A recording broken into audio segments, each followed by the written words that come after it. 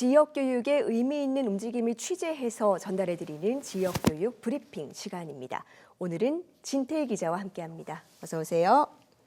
네, 첫 소식 부산으로 가보겠습니다. 최근 이 부산교육청 조직 개편안이 논란으로 떠올랐다고요?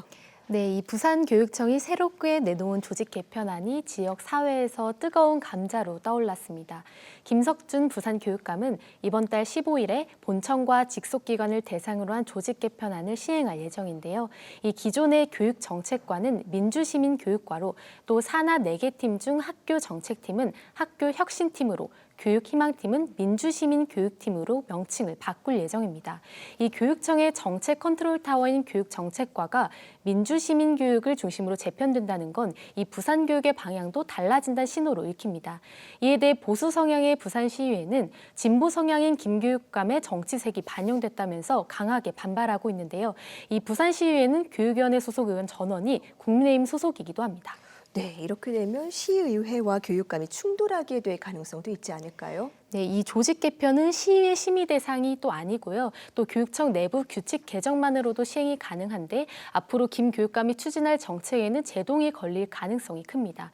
이 당장은 6월 중 추가 경정 예산 심의 단계에서 본격적인 충돌이 예상됩니다.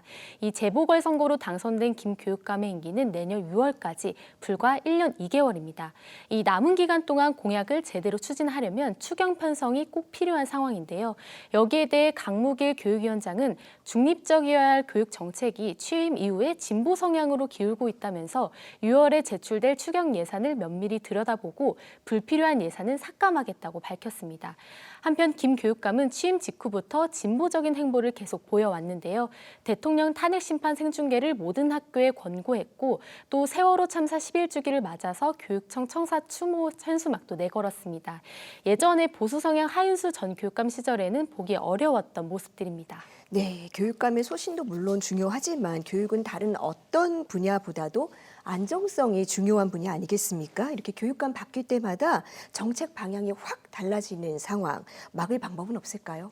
네, 사실 선거 이후에 이렇게 교육 정책이 계속 바뀌는 건 부산만의 이야기는 아닙니다.